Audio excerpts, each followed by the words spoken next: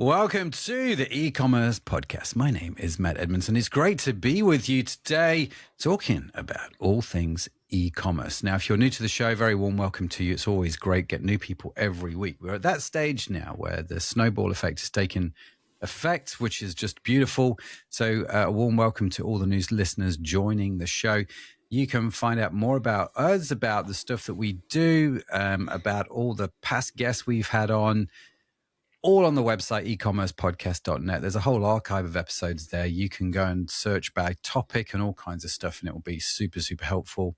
And whilst you're there, check out the newsletter. Sign up to the newsletter. We email you a really cool newsletter every week.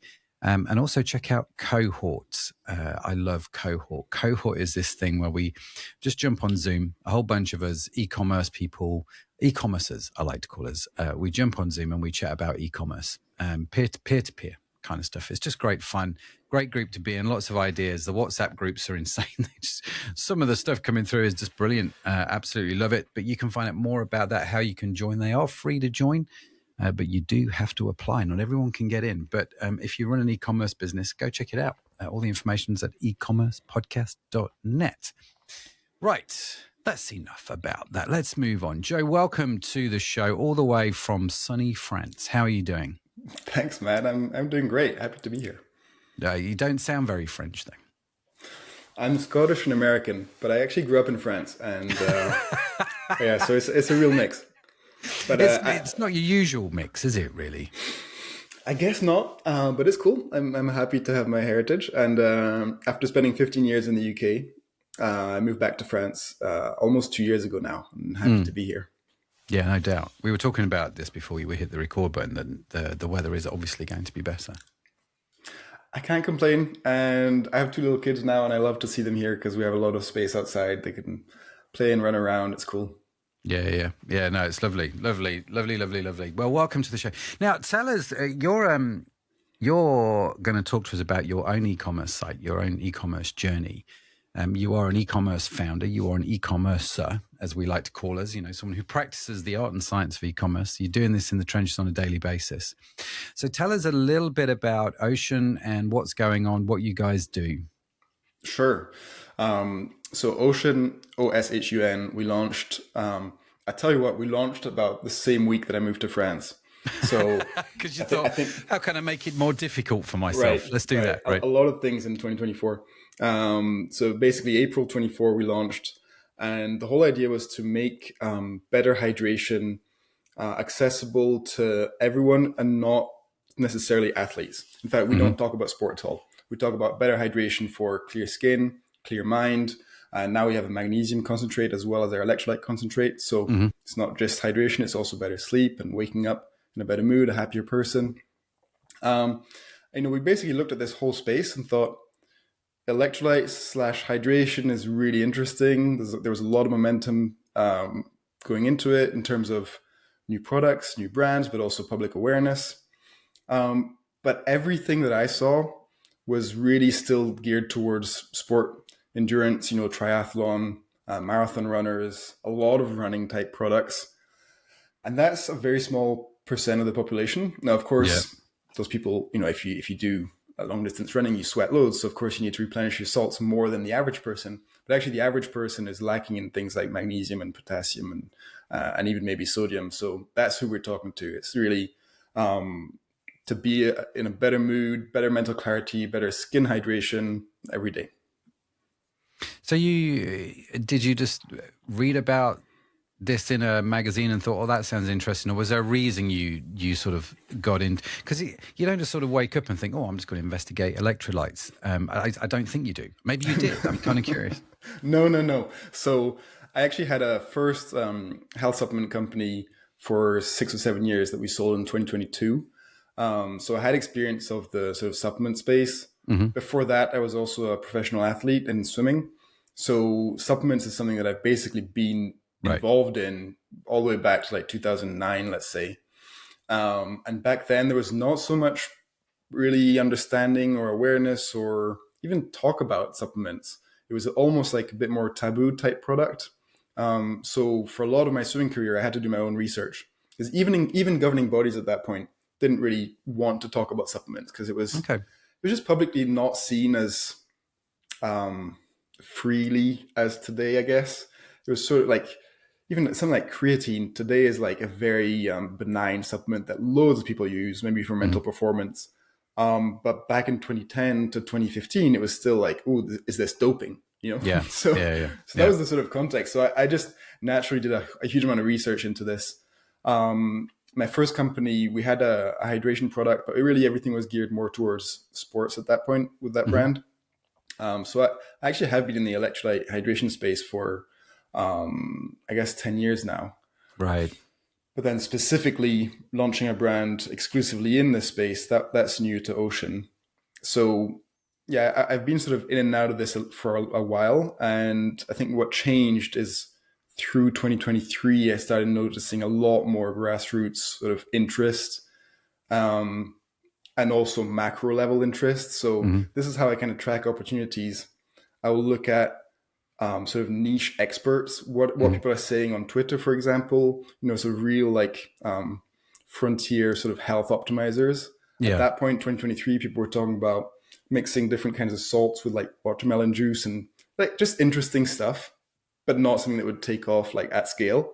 And at the same time, you could just look at Google search trends and see electrolytes going up and up and up every single year. So when you have those two things combining, like the sort of niche experts talking about something and the macro level data, like that's an interesting time to enter something. Yeah, well, absolutely. It's interesting. I guess the first question popping in the back of my head, Joe, and it might be slightly left field. You sold your first supplement company and then got into electrolytes. Was there not an anti-compete clause that you had to abide by here? So actually there's a 2-year gap here in between, 2.5-year gap where I was in a completely different industry. I was running a media production company with my business partner that I have today. So really we were more on the service side for those couple of years, working with like big, great brands, the North Face, Aston Martin, National Geographic, but also fairly early stage sort of CPG companies. And doing that work, we basically realized a lot of the time the founders that we were working with or the teams that we were working with wanted content, but they didn't necessarily have that much strategy behind it. So they'd come to us and say, hey, can you do a shoot for us? But that was basically as much of a brief we'd get. We'd end up doing strategy work for them. And when Jack and I did this like quite a few times, we sort of thought, maybe we should be doing this for ourselves, because this is like, we're delivering a lot more value than just shooting picture or video here. And we really enjoyed it. We enjoyed working together. So that was the sort of energy towards building Ocean. Okay. Very good. It's interesting, isn't it? The sort of the pivots that you take on your journey and the things which happen that you never sort of thought would happen. So you launched April 24. At the time of recording, it's December 25. This episode will probably air, I think, January, early Feb, maybe 26. If you're watching on YouTube, yes, I'm wearing a Christmas jumper just because I'm being Christmassy.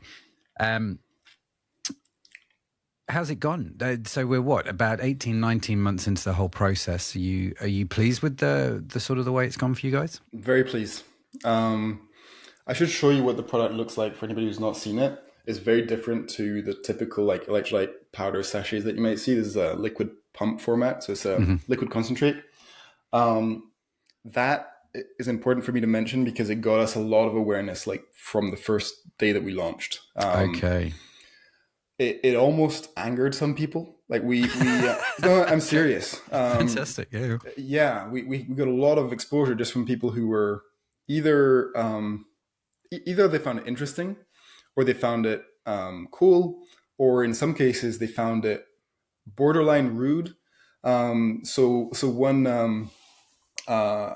one design publication, for example, put an article up about us. Bearing in mind, we were like month 1, like we were a baby company at this stage. And they didn't reach out to us. They didn't ask us anything. They just put out this article. And I remember seeing it and thinking, wow, this is unbelievably rude of you. The headline was like, electrolyte brand in a lotion pump bottle, bad design, or did they forget to hire a designer? So the thought that we'd actually, So the thought that we'd actually done this on purpose was like just impossible for them. It was beyond their imagination. And actually, a pump format is extremely convenient. it's also quite a nice little habit to form. And it's very frictionless. It disperses and goes into suspension immediately into any drink. You can have it hot or cold. Way easier to use than a powder that you have to mix. Way quicker than using an effervescent tablet that you have to wait 2 minutes sometimes for it to fully effervesce. So this was very much a design choice that was made aware and on purpose. But that got us a lot of attention. So for the first 3 or 4 months, we didn't spend any money on ads at all. We just got some good awareness, good public attention from the design, I guess, of the brand and the product. That was great because that really informed the sort of messaging that was hitting home with people. So we took that and then went into running ads, and that allowed us to be really efficient with our ad spend when we started that going. Yeah. No, absolutely. I and there's that old saying, isn't there, that there's no such thing as bad publicity in many ways. So I love the fact a design company got involved in this. Is brilliant. So when they wrote that article and you came across it, I mean, you thought it was rude. Did you do anything about it, or were you actually after sort of 10 minutes thinking about it, you're like, oh no, this is great. Actually, this is going to help us. I'm kind of curious of your mindset there. No, at the time I was pretty annoyed because we were month one, and you don't have the hindsight of having 19 months of trading where we've been growing 15% every month. It's fantastic. We have great customer feedback, really loyal customers. So now I'm able to look back at it and thinking how pathetic of these people to write this, But at the time, we didn't really have much empirical evidence to stand on. We just launched this. We thought it was a good idea. We had some feedback, but even before launching, we had a few hundred people take part in surveys and this kind of thing. But until you ask people to take the credit card out and hand over some money, that stuff is pretty much worthless. So no, I was pretty annoyed, but now I'm happy with like all the coverage we got at the time. Like it was really, really helpful. Yeah, it's I think this is one of the things you learn, isn't it, as you go on in business? The negative press, the bad comments on Facebook or wherever, the keyboard warriors coming out.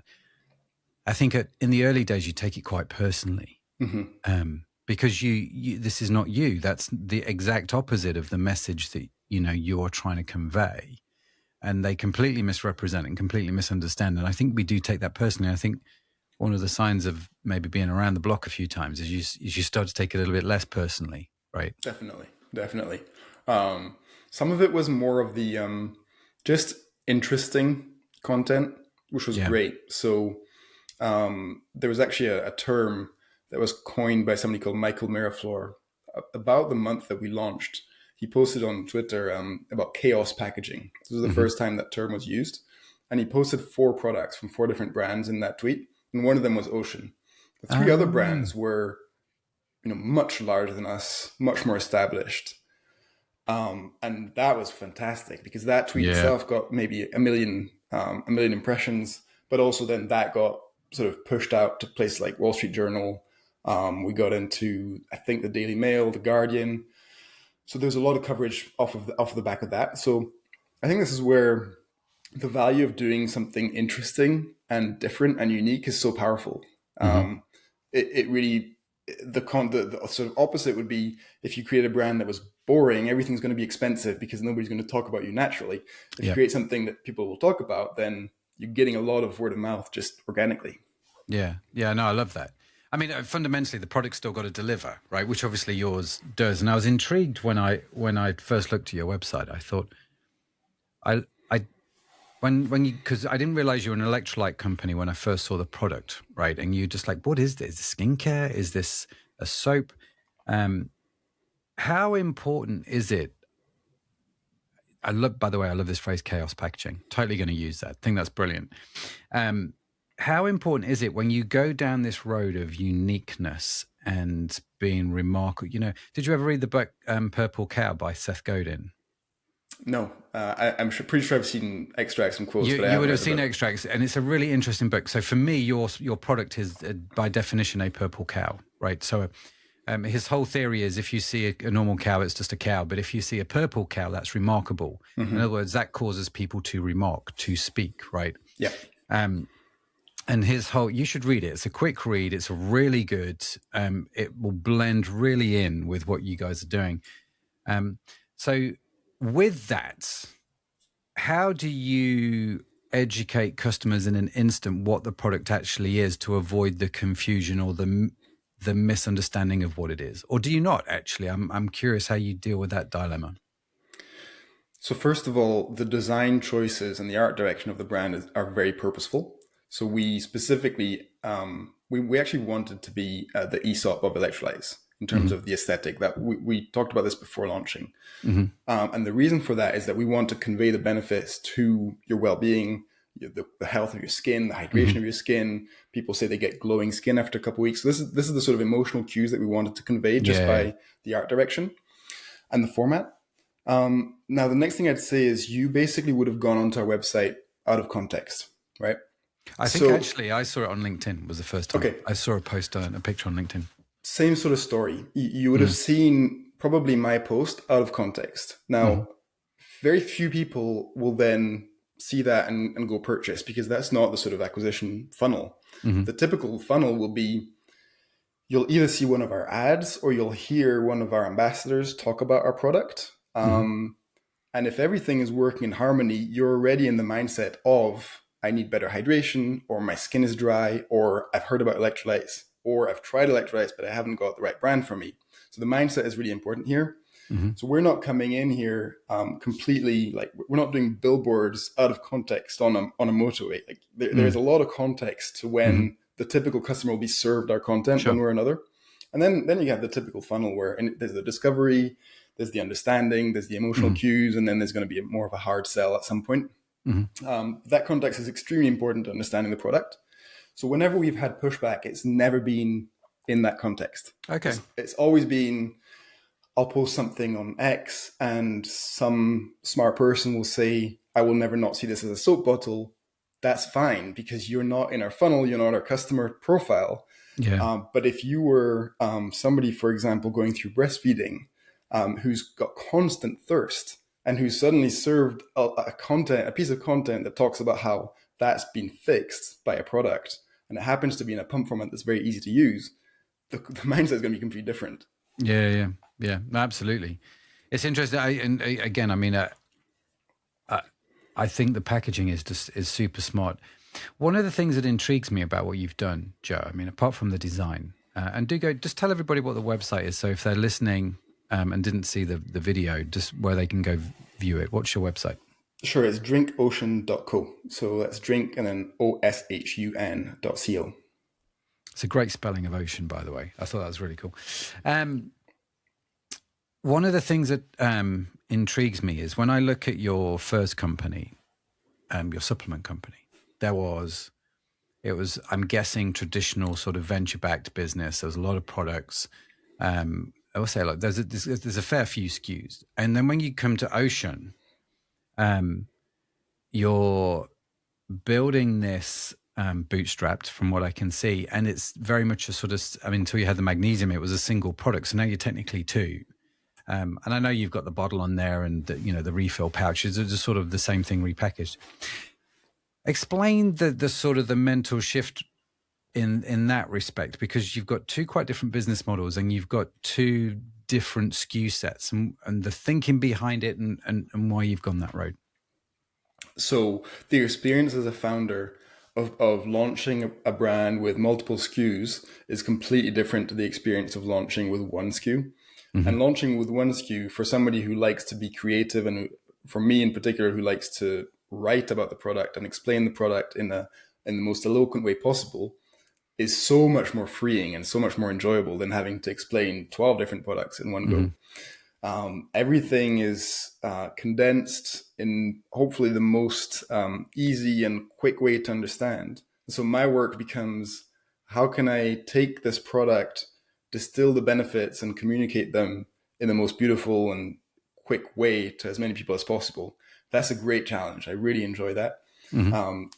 That's the sort of marketing side, I guess. Then, of course, there's the operational side.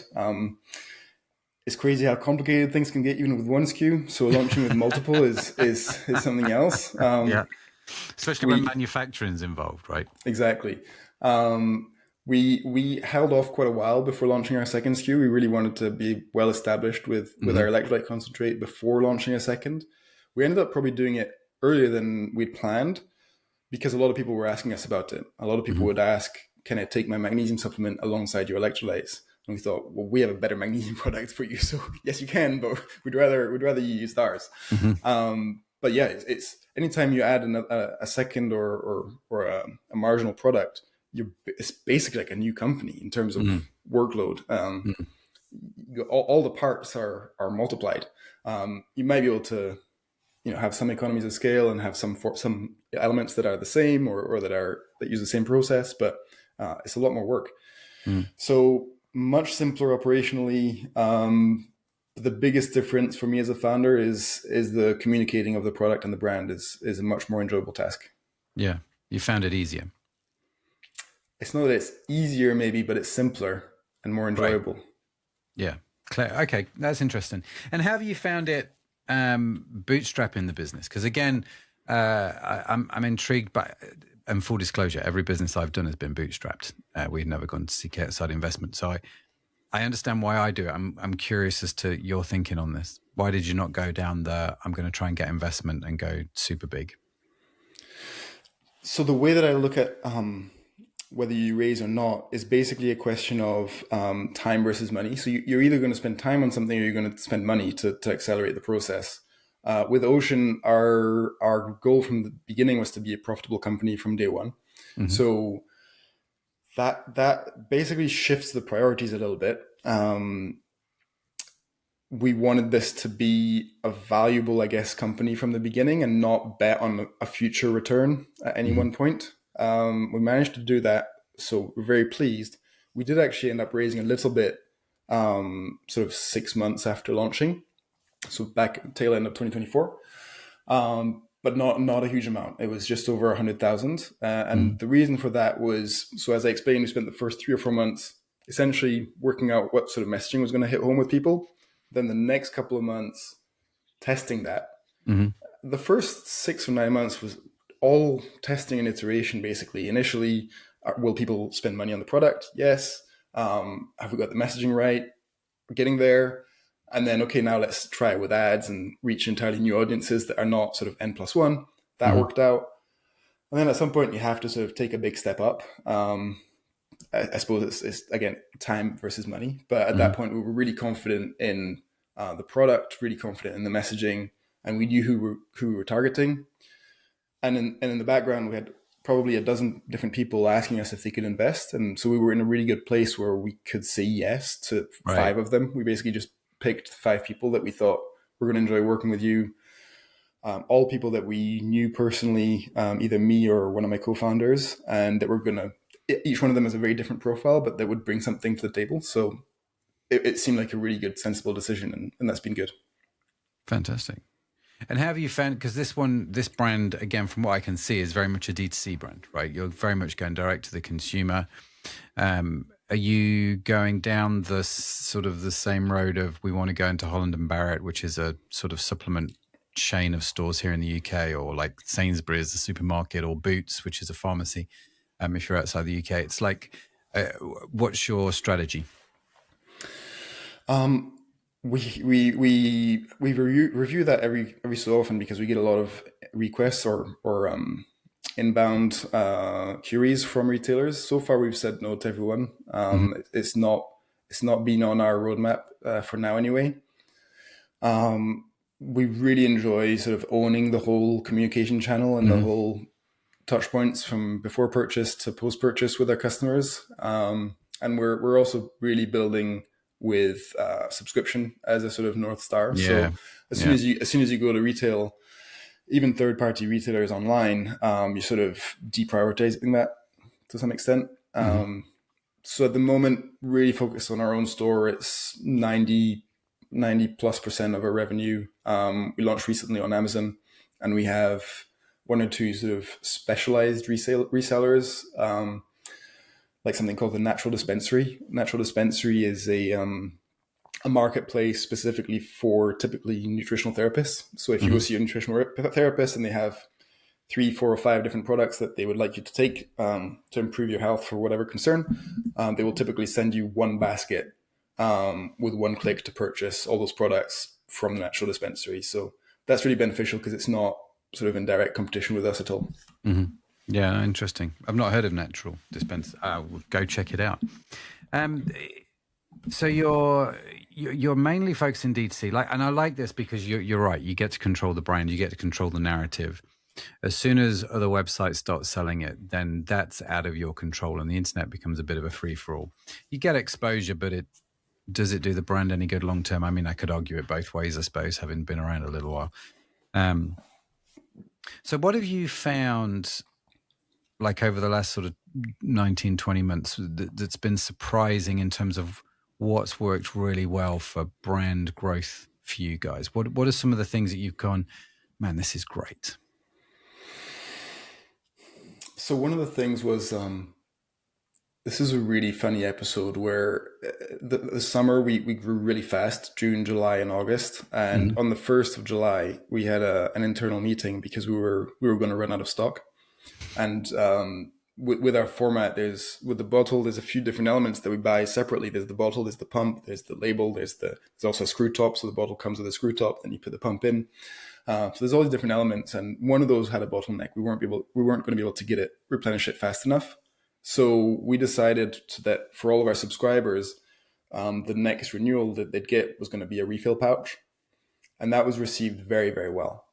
So well that we thought, okay, well, now let's just keep this going because people really enjoy not having another bottle every month. They can just refill. And that was quite pivotal, actually, because we're going to switch eventually from our plastic bottle to a glass bottle for life, essentially, which will be at some point early 2026. And again, all of that is really tailored towards a great subscription experience. So you're going to get a nice glass bottle, frosted, empty on your first delivery with a pouch.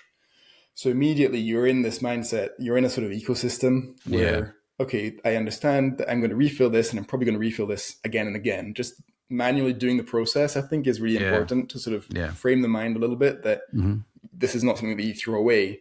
This is something that you're going to refill a few times. That's really clever. And is that how you're delivering value through your subscription model? Because obviously one of the things about subscription is, people get tired of them after a while. And so you have to continually deliver value to make it sort of worthwhile, I think, for the client. The standard way is everyone does discounts, which is okay, but it becomes a little bit boring. Is that one of the ways that you sort of found that works for sort of value add? And I'm curious what else you're thinking of around subscriptions. The thing about subscription is a lot of people will feel awkward as brand holder about pushing people towards subscription, or even consumers will feel awkward about signing up to subscription because they're worried about being stuck in it. Ultimately, it's about whether or not you enjoy the product and you're going to use it ongoing. Yeah. So we design our product to be an everyday electrolyte product or magnesium product. So there's a certain amount, 4 to 8 pumps every day. If you do that, a bottle or a refill pouch is going to last about a month. And the theory and the results is that people feel the benefits from this and they want to keep going. So of course it needs to be fair value and people need to feel like it's a good use of their money, but ultimately it's about the product. We're not in the game of sort of providing gimmicks to keep people roped in.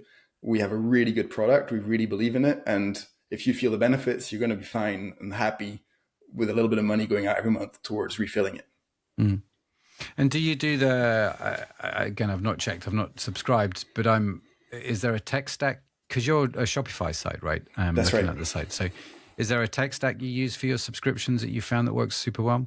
Yeah, we use SKU, which I'm really happy with. The first few months we were just on Shopify's own subscription app. It's free. It's great to try things out, but it's pretty limited.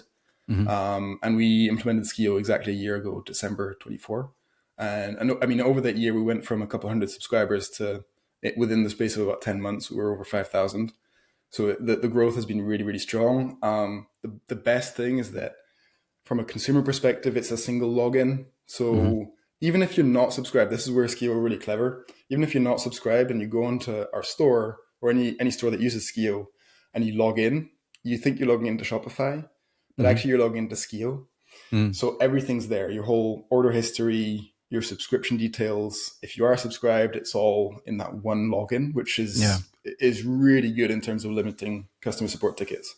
Yeah, no doubt. How do you spell that for those that are listening? It's SKIO. SKIO, SKIO. Mm-hmm. What other tech stack have you found that's been really good for you actually while using Shopify? Or is that it? Your Shopify and SKIO, your main things? There's a little more, but we try and keep everything pretty lean. It's quite easy to start spending enormous amounts of money on different SaaS products. Oh, yes. We use Klaviyo for our email, and there's a good SKIO to Klaviyo integration with, for example, quick actions. So we send a billing reminder 5 days before your subscription renewal. So hopefully everybody's aware that it's going to go ahead. And we put in 3 quick actions in that email. So without even having to go to your account and find what you want to do, for example, if you have enough, we have a quick action that's skip for 2 weeks. Mm-hmm. So this is great because from a customer perspective, really easy to do. Yep. But also it sort of avoids, if you have a little bit extra, the default might be, oh, I need to cancel this. Mm-hmm. Mm-hmm. And actually, that's not good for us, and it's hopefully not good for them either if they're going to keep on using it. But if there's a really easy skip by 2 weeks, hopefully it makes sense for everyone. Yeah. So we have SKIO, we have Klaviyo, and then just a couple simple things on our Shopify store. Like we use a cart. Let me just get the name. A cart editor called Upcart, just to be able to sell the upsell products, but also upsell subscriptions. So if you add a product as a one-time product within the cart, you're going to have a little call to action to subscribe. Yeah. We also have a little add-on, which is, I really like this add-on if you have a sort of relatively cheap product that's complementary to your main SKU. So we have a little travel bottle, which is here, little glass pipette bottle. Mm-hmm. We sell it for £5, and there's a little toggle in the cart. So you just click the toggle and that's it. It's added to your basket. Really, really easy and hopefully a pretty sensible sort of impulse purchase. Yeah. And then I think it's from the same developer we use Aftersell. So if you haven't subscribed, but you bought a bottle of electrolytes, post-purchase, we're going to offer you the chance, you got sort of 10 minutes to do it, to add a refill pouch. And there'll be a little discount on that. So you haven't subscribed. So basically we want you to have as much supply as possible. If you were subscribed, we wouldn't want you to do this because then you're going to have too much with the next renewal. But just a simple customer experience of, yeah, I want to try this. Oh, maybe I'll try it for 2 months now. And it's going to be bundled with the order. So you don't have, another shipment fee or anything like that. Yeah. It's clever, isn't it? It's clever because actually the moment the customer feels the most vulnerable is right after the point of purchase. Like, the buyer's remorse you're trying to avoid, and what you're doing is saying, well, why not double up, right? Mm-hmm. Double or nothing. And in gambling terms, it's that double or nothing type thing, isn't it? And it's a clever piece of psychology. How did you figure out this particular tech stack? Was this something you wanted to do from the start? Is this something you figured out along the way? I'm curious as to how you've arrived where you are. Or is it just some clever Instagram ads? Do you know what I mean? It's kind of, how intentional was it? Fairly intentional. I mean, so my job as a founder of Ocean is to basically look after all of our sort of above the line, I guess, performance, marketing and customer experience. So I look after our ads, but also our website ecosystem. Mm-hmm. And I pretty much obsess on the customer experience of that. And one thing that I really dislike is when a brand overloads you with a bunch of decisions up front on a product page. So you land on this product page, you're interested in it, but there's so many choices that you have to make immediately on that product page. There's pack size, frequency, flavor, maybe multiple flavors if it's a multi-pack, frequency of subscription. There's all these decisions, bam, in your face before you've really committed to it. So personally, I like to spread these out a little bit if I can. So you land on the product page. We don't even have a quantity selector. You're either going to click on subscribe and add to cart or buy once and add to cart. And then in the cart, you can choose to have multiple if you want, or you can choose to go up and upgrade to subscription. But basically, it just sort of gives people mouth bite sizes of decisions rather than just here, lump it all on you right on the product page. Yeah. That's clever because there's a term for that, isn't there? The paradox of choice, psychologists call it, and it's too much choice causes what's it they call it? Analysis paralysis, isn't it? That's the phrase that actually too much causes inaction. And it is one of the secrets of conversion is to reduce the amount of options that people have. And therefore you'll increase the average order value quite considerably when you do that, which is the opposite, I suppose, to how most people would think. It's like if I give them more stuff, then maybe the cart value will go up. Most of the time you find it goes down. I also feel that the whole value of a brand is to make those decisions for your customer.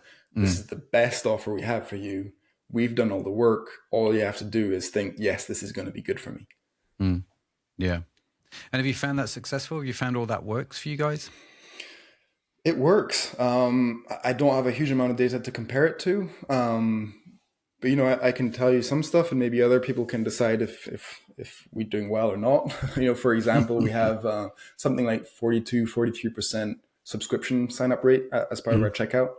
So, of course, not everybody's going to subscribe. But I think that number is fairly respectable. Our conversion rate, thank you. Our conversion rate is healthy. It hovers around 5%. Yeah, I mean, I'm pretty happy. Which is good for a supplement site. Let's be real, right? Yeah. It is that 5% is good. Yes, I think so. Yeah. So overall, we're doing pretty well. I mean, I'm happy with the flow. We don't have a lot of customer support tickets on that part. You know, inevitably we'll have some with managing subscription, even if you make it very easy with Skio. But on the front end, pre-purchase, it hopefully all makes sense to people. Yeah. And do you, with your marketing, then you've obviously got you've got paid media, which you use as well as, you know, the PR machine working quite well. In terms of the PR side of things, you know, you've been featured in quite a few magazines, haven't you? Which would be popular here in the UK. Is that something you guys did internally? Is that something that you outsourced? Like, I get a lot of questions actually from people going, how in the world do I do PR? How do I find the right person to email at GQ magazine to test my product? You know, and how did you guys do it? So far, everything we've done has been in-house.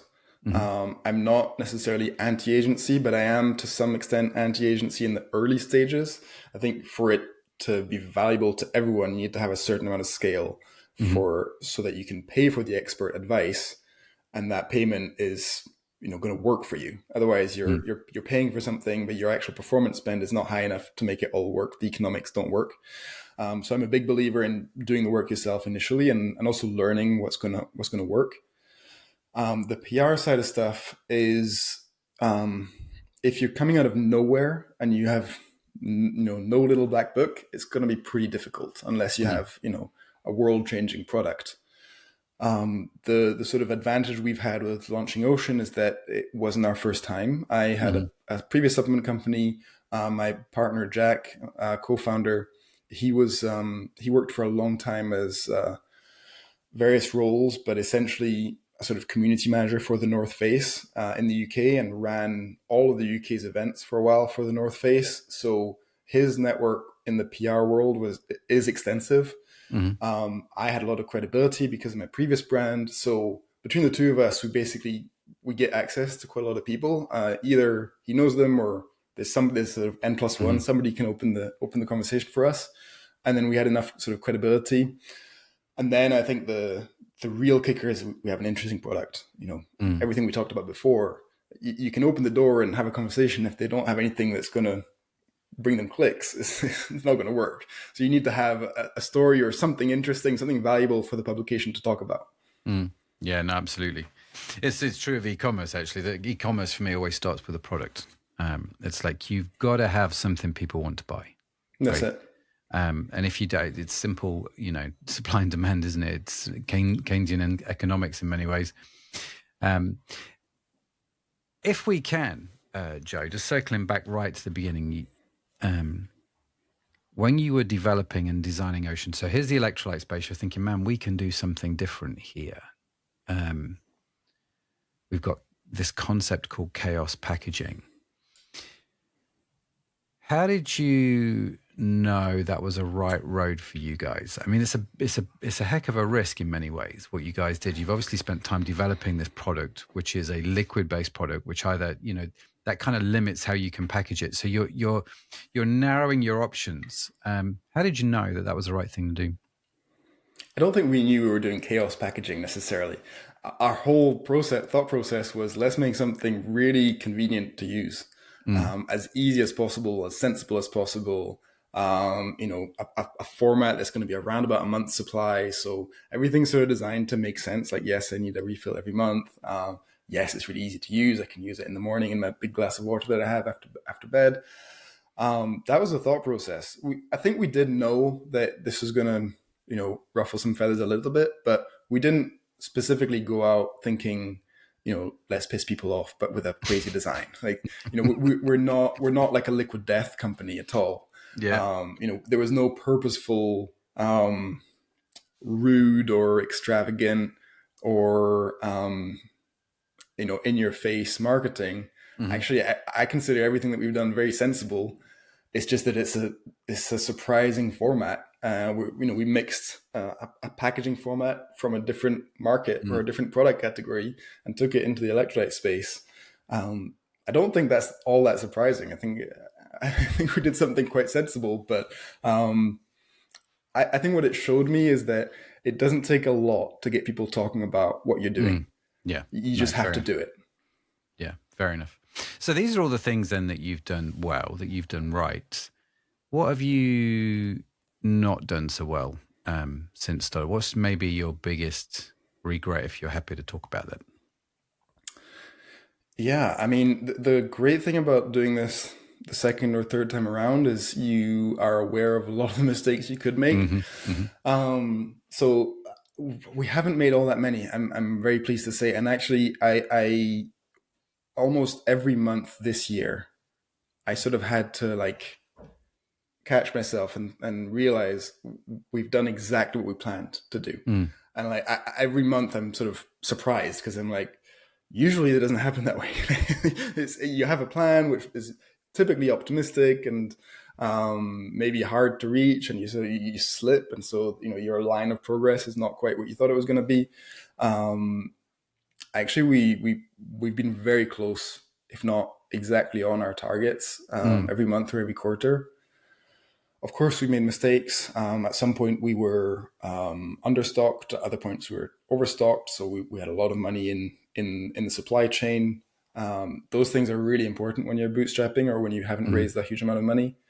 I think the first year we ran out of stock 3 times, which is, of course, frustrating. But I think the longest we went was maybe 2 weeks where we were out of stock. And when it's that short, you can explain to your customers, you're going to order today and it's going to be shipped in 1 week, 2 weeks is acceptable. If you go beyond 3 weeks, I think you shouldn't be taking people's money. But it's never been a huge gap. I think in the early stages, there's things that can happen that are out of your control that can throw you off. So in September 24, so we were sort of 5 months in, Trini Woodall posted about us and she was flamboyant about it. She loves the product. We sold like 50% of our stock on the day that she posted about it. Because we were, we were growing healthily, but we were nowhere near the scale that we're at today. So, today we have over £1 million of stock, of cost price stock. At that time, we had maybe 20 grand or whatever the number was. I don't remember, but anything like that suddenly has a huge impact. Today, like it's just as beneficial, but the impact is on a scale basis is much smaller. So you can sort of manage those things, but in the early stages, that's probably where it's hard because you can't see those things coming and you can't necessarily be ready for them. No, they're quite fun problems though, aren't they? I remember someone doing that with one of our brands, and you just walk in the next day and go, what is going on? And you realize somebody has done something somewhere and it's transformed Finding everything. it is the most fun thing ever. So when you have a sort of scale that you expect, your traffic and your velocity of sales and so on, and when something hits, that moment you have like a 5-minute window usually where you're trying to work out what's going on. That's fun. That's really fun. Yeah. You're like, this is amazing. What's caused? I don't know. Let's go find out. And we've had, just chaos in the warehouse. And I wouldn't want to do it every day, but it's when you when it happens, it's wonderful. There's an energy, I think, about it which is quite marvelous. Yeah. And it just pumps you up in so many ways, doesn't it? Yeah, absolutely. Gives you that energy, which is a beautiful thing.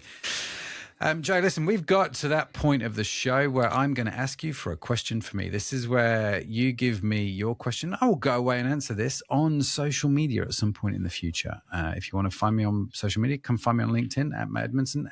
Joe, what's your question for me? All right, I'm going to ask you a fairly selfish question because I've talked about Ocean as being almost like parallel to a skincare brand. Mm-hmm. So I would ask you where you'd take it next. Would you go down the skincare route, or would you go down the sort of water enhancing or sort of overall water hydration route? What would you do? Would you go one way or the other? That would be my question. Very good. Very good. Okay, well, I'll give that some thoughts. It's a really interesting question. I assume you've got some thoughts yourself. Hence the reason this question's top of mind for you. Yeah, absolutely. We've discussed it a lot because we basically built a blank canvas of where we could go next, which is again really fun. But now that once you have scale, you don't want to screw these things up. It's harder. It's harder than at the beginning. Because in some respects, at the start, you've got nothing to lose. That's it. Whereas now you have, and it's like actually we need to start making slightly more sensible decisions. But I really do like that, and I think a good on you for having that problem, right? I mean, it's a nice problem to have in many ways. Where do you see AI is a big topic of conversation at the moment, isn't it? Where do you see that impacting what you guys do, or does it not really? You might be thinking about AI search. That's about it. Yeah, AI search is definitely a topic with marketers. My take so far is I don't think there's anything smart that I need to be doing, because if we're doing a good job, it will clock that we're doing a good job. So I think I'm hoping that that's sort of all good. Generative AI is interesting. A lot of people talk about it from the point of view of building your ad catalog. So far, I don't think that it's at a level that we're happy with using. Bearing in mind that we come from a media production company background. My co-founder is a photographer, so all of our content is done in-house to quite a high level of quality. So far, that's not seemed like something that's going to replace what we're doing in-house. Where it's really interesting for a small lean team is that I'm able to do a lot of what I would have needed a developer for in the past. And that's great. That gives me a lot of flexibility, a lot of speed. If I want to build a page with very specific UX, this kind of thing. I did a very specific Black Friday page with some sort of little responsive elements that I built entirely in Shopify Sidekick. That was great. That was amazing, because it's not so much the cost, and sometimes I feel bad, of course, for the developers that we would have hired, but ultimately that wouldn't have been a big job for them. We wouldn't have paid a lot of money for it, and it would have just been a lot of admin time, a lot of hassle going back and forth with them. So the speed that gave us is really, really cool. I do find it a little bit frustrating, though, that how much Shopify or other platforms feel like they need to force it upon us. Oh, I saw you put this on LinkedIn. This morning. 3 spaces. Yeah. I saw that. That made me smile. Well, this will probably, hopefully change by the time the episode comes out. But right now, you log into your Shopify dashboard. There are 3 places where Shopify is putting Sidekick: bottom left, center, and top right. I just feel like that's a little bit rude, a little bit excessive. A bit OTT, Yeah. maybe a bit OTT. Brilliant, Joe. Listen, man, thank you so much for coming on the show. Really enjoyed the conversation. If people want to find out, I know you've shared the Ocean website, but if they want to find out more, if they want to maybe connect with you, got some questions, whatever it is, what's the best way to reach out to you and to reach out to Ocean? To me, Joe Wellstead on LinkedIn, Twitter, Instagram, pretty active on all 3. Wellstead is Wellstead. And Ocean on Instagram is the platform where we're the most active, at Drink Ocean. Or just head to our website. Hopefully, after what I've said, you can understand what we're about just from looking at our website. Yeah. You'll go get it. Go subscribe. Go test it and see how you get on. and then just give Joe some feedback. But be kind, be polite is the general motto. But Joe, listen, man, genuinely love the conversation. Well done on what you guys are doing. It looks fantastic. Like I say, we came across you on LinkedIn. I thought this is really cool. So great that we could connect and chat it through. Really, really enjoyed it, man. And all the best for the future. I think you guys deserve it. Thanks, Matt. Appreciate that a lot. Well, there you go. What another fantastic conversation. Really love that. If you are listening and you are a founder and want to come on the show, I'd love to talk to you as well. Just head over to the website, ecommercepodcast.net. Click the Be a Guest link. Everything's explained there. But yeah, no, it's been great. Loved it. And of course, if you're not subscribed to the show, make sure you subscribe because we've got more great episodes coming up and I do not want you to miss any of them. But that's it from me. That's it from Joe. Thank you so much for joining us. Have a phenomenal week wherever you are in the world. I'll see you next time. Bye for now.